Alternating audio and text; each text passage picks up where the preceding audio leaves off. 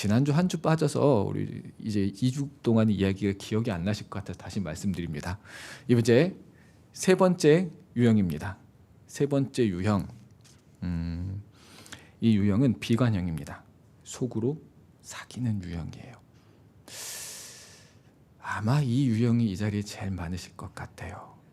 특히 우리 여성분들, 저희 어머니보다 나이 많으신 분들은 다 그러실 것 같아요. 이 비관형은 겉으로 조용해 보입니다. 싸우지도 않고 도망치지도 않습니다. 그리고 그 자리를 잘 지키고 있습니다. 그런데 사실 속은 새까맣게 타들어가고 있는 유형입니다. 바로 오늘 본문의 한나가 그런 유형이었습니다.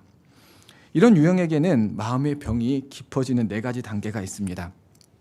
첫 번째로는요, 억울한 일이 있어도 말도 못하고 꾹 참습니다. 싸우거나 도망치거나 하지도 못해요. 그냥 억울해도 힘들어도 답답해도 그냥 꾹 참기만 합니다. 한나가 그랬습니다. 그의 적수인 분인나가 그를 격분하게 한다라고 해서 성경에 보면은요, 한나가 그 분인나의 머리채를 잡고 싸우지 않았습니다. 그렇다고 해서 남편한테 가가지고 저 첩이 나를 괴롭히고 있는데 가만히 놔둘 거야? 라고 따지지도 않았습니다. 그냥 참고만 있었습니다. 그런데 참으면 복이 오는 게 아니라 참으면 병이 옵니다. 너무 참기만 해서도 안 된다라는 것입니다. 무조건 참아서는 안 되는 것입니다. 둘째, 이런 유형들은 자기 전에 눈물로 남모르게 베개를 적십니다. 낮에는 괜찮은 척해요. 그냥 막 일하다 보면은 생각도 안 나고 막 그런데 잘라고 딱 누우면 남편도 자고 아들도 자고 딸도 자면 갑자기 복받쳐 오르는 감정 때문에 눈물을 흘리며 베개를 적십니다. 그냥 억울하고 답답한 것이죠. 해결할 방법이 없어서 울기만 한 것입니다. 한나가 바로 그렇게 울고 있었습니다. 셋째로, 이 가슴 명치끝이 답답하고 그 돌덩이가 이렇게 꽉 내려앉은 이 기분이 듭니다. 혹시 이 기분 드신 분이 있으신가요? 이거를 뭐라고 하냐면요, 화병이라고 합니다. 화병. 화병을 영어로 뭐라고 하는지 아세요? 화병입니다. 미국 정신의학회도 이거를 연구를 해봤더니, 야, 이거는 한국 사람들만 걸리는 병이래요. 참는 게 미덕이라고 배워왔기 때문에 여자는 이걸 참아야지, 남자는 이걸 참아야지, 이것을 미덕이라고 배워왔기 때문에 그 화가 그냥 마음속에 계속 쌓여서 몸으로 나타나는 거예요. 답답하고 소화가 되지 않고 꽉 막힌 기분이 드는 것입니다. 한나도 울며 먹지 않았다라고 했습니다. 먹지 않은 게 아니라 먹지 못한 거예요. 이 답답한 마음 때문에 먹지 못했던 그 마음이 있었던 것입니다. 마지막으로 나 혼자만 있는 것 같은 철저한 외로움이 느껴집니다. 이 화병이 깊어지는 이유가 뭐냐면요, 아무도 나를 몰라주는 것 같을 때 그렇습니다. 세상도 나를 몰라주고 가족도 나를 몰라주고 심지어 내 남편도 나를 몰라주고, 몰라주면 다행이지 나를 더 속을 긁고 있을 때가 있는 것이 문제라는 것이죠. 한나의 남편 엘가나 이 사람 나쁜 사람 아닙니다. 한나를 참 사랑했어요.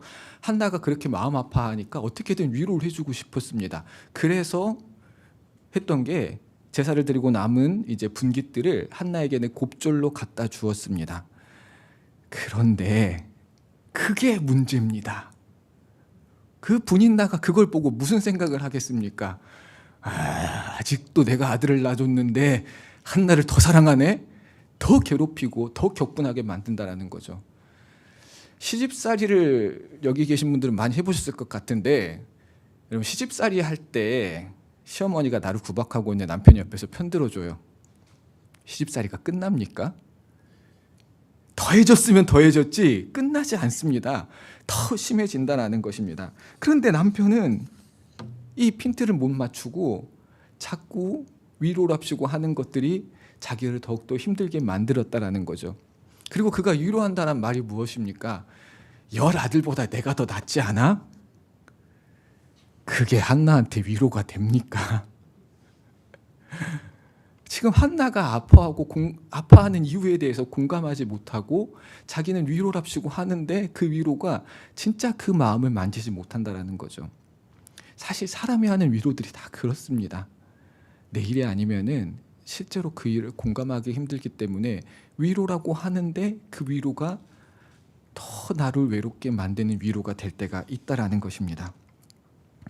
가장 가까운 가족에게조차 이해받지 못하는 외로움, 이것이 한나의 병을 더욱더 깊게 만들었다라는 것입니다.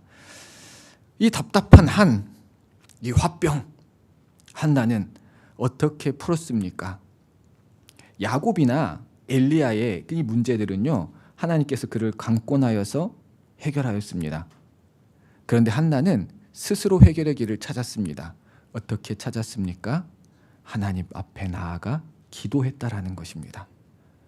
야곱도 엘리야도 언제 문제가 해결이 됐냐면요, 내가 뭔가를 해보려고 했을 때, 내가 도망치려고 했을 때 해결이 된 게 아니라 그가 하나님 앞에 나왔을 때 그 문제가 해결이 되었습니다. 하나님 앞에 나와야 문제가 해결이 됩니다. 하나님 앞에 나오는 확실한 방법, 기도밖에 없습니다. 가장 확실하고 가장 빠른 방법, 기도입니다. 오늘 우리는 한나를 통해서 마음을 고치는 3가지 기도의 방법을 배우기를 원합니다. 마음을 고치는 기도의 첫 번째는요, 하나님을 향해 방향을 바꾸어야 합니다.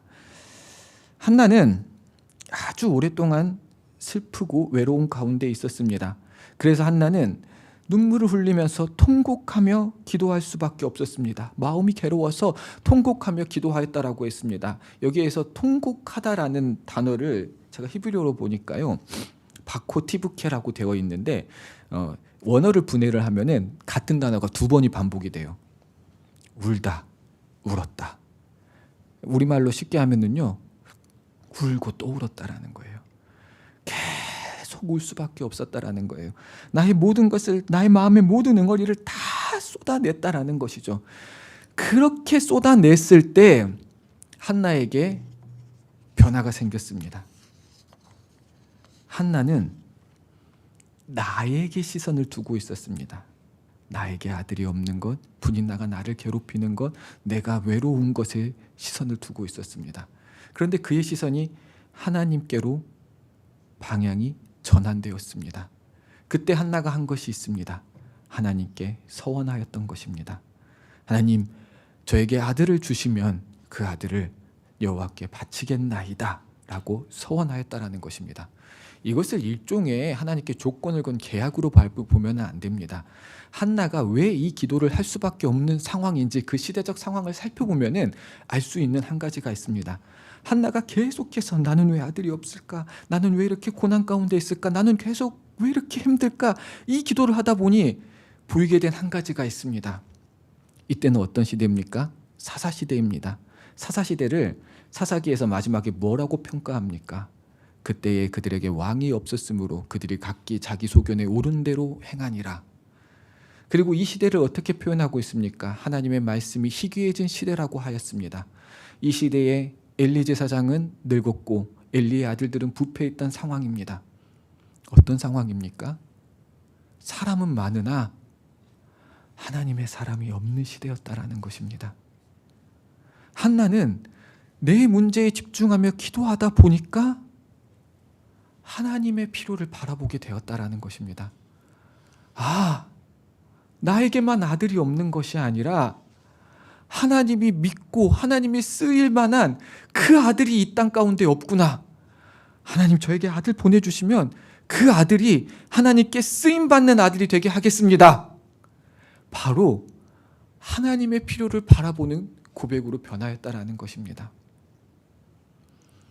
시선이 나에게 있다가 하나님 앞에 나와 기도하며 나의 모든 것을 내려놓을 때에 비로소 하나님의 필요가 보이게 된다라는 것입니다.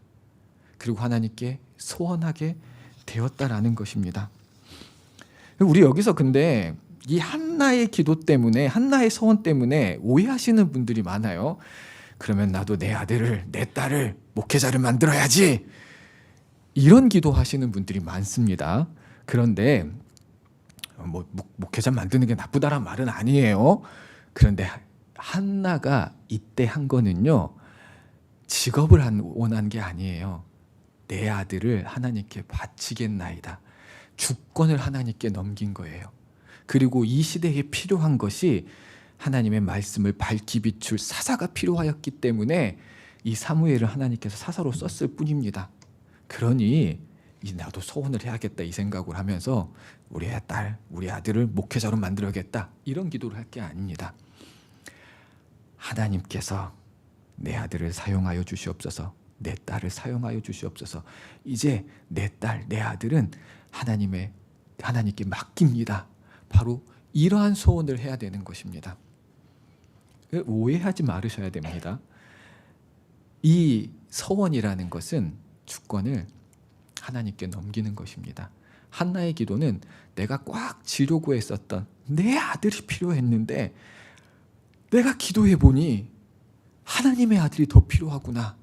그래서 내가 쥐려고 했던 것을 펼치게 되었다라는 것입니다. 내 아픔만 보고 있다가 기도하니 하나님의 아픔이 보였다라는 것입니다. 내 문제만 보고 있다가 기도하고 나아가니 하나님께서 원하시는 뜻이 보이게 되었다라는 것입니다. 그때 원망의 기도가 아니라 서원의 기도, 하나님께 드리겠나이다라는 그 약속의 기도가 나올 수 있게 되는 것입니다. 이렇게 기도의 방향이 나에게서 하나님께로 바뀌게 되는 순간 치유가 시작되는 것입니다.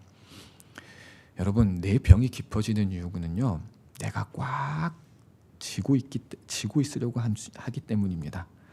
한나의 기도는요, 내가 손을 떼는 것입니다. 하나님, 이제 하나님께 맡깁니다. 하나님, 내가 아들을 낳으면 이 아들이 하나님 뜻대로 사용되길 바랍니다. 그러니 하나님의 뜻이 이루어지기 위해서 이 아들을 나에게 주시옵소서. 내가 손 뗍니다. 하나님께서 행하여 주시옵소서. 이렇게 기도하였다라는 것입니다. 우리가 이런 기도를 하기를 바랍니다. 오늘 이 시간 우리도 마음속으로 소원하시길 바랍니다. 주님, 내 자녀를 주님께 맡깁니다. 주님께서 사용하여 주시옵소서. 주님, 내 사업체를 주님께 맡깁니다. 이 사업체가 주님께 영광 돌리게 하여 주시옵소서. 주님, 우리의 가족을 주님께 맡깁니다. 우리의 가족이 주님께 영광 돌리는 가족 되게 하여 주시옵소서. 주님, 내 삶을 주님께 맡깁니다. 지금 비록 내가 힘들고 고난 가운데 있지만 주님께서 나를 사용하실 줄 믿습니다. 이 소원이 우리의 소원이 되길 바랍니다. 이렇게 우리의 소유권을 주님께 넘길 때에 우리를 짓누르던 그 아픔은 이제 더 이상 아픔이 아니게 될 것입니다. 기도는 이렇게 방향이 먼저 전환되어야 됩니다. 방향을 잡았다라면 이제 어떻게 기도를 해야 될까요? 마음을 치유하는 기도 두 번째는요, 남김없이 쏟아붓는 기도가 되어야 합니다. 한나가 기도하는 모습을 보는데 그 기도를 오랫동안 했다라고 했습니다. 그 오랫동안 기도를 하다 보니 이제 이 기도를 하고 입술은 움직이고 있는데 소리가 나오지 않을 정도로 힘겹게 기도를 했습니다.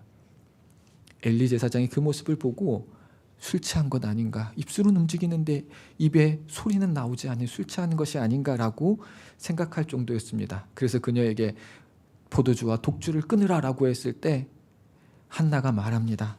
나의 심정을 여호와께 통했습니다. 이 통했다라는 말이 무슨 말이냐면요, 쏟아 부었다라는 말입니다. 병에 있는 물을 쏟아 부으면은 콸콸콸콸콸 쏟아져 나옵니다.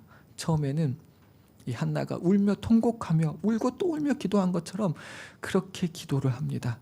그런데 거기에 있는 모든 것들이 쏟아져 나오면은 한 방울씩 똑똑똑똑 떨어져 나옵니다. 남아있는 모든 것을 다 짜내는 기도를 지금 한나가 하고 있었다라는 것입니다. 기도할 때 우리는 이렇게 기도해야 됩니다. 나의 마음의 금신과 나의 마음의 아픔과 나의 마음의 상처와 나의 마음의 불평과 원망, 이 모든 것들을 다 주님 앞에 쏟아내어야 됩니다. 찌꺼기를 남겨놓으실 필요가 없습니다. 여러분, 찌꺼기 남겨놔봤자 썩기밖에 더합니까? 찌꺼기가 남아있는 곳에는 새 것이 들어갈 수가 없습니다. 우리 그래서 기도할 때는요, 끈질기게 기도해야 됩니다. 내 마음에 찌꺼기가 남지 않을 정도로 끈질기게 다 쏟아붓는 기도를 해야 됩니다. 점잖게 기도하면 안 돼요. 물론 점잖게 기도할 때도 있어야지요. 하나님 제 마음 아시죠? 이렇게 기도할 때도 있어야 됩니다. 그런데 나의 마음에 아픔과 상처가 있을 때 하는 기도, 나의 마음에 근심과 걱정이 있을 때 하는 기도는요, 다 쏟아 부어야 됩니다. 한 방울도 남기지 않고 다 쏟아 부어야 됩니다. 빈병이 되어야 채워질 수 있는 것입니다.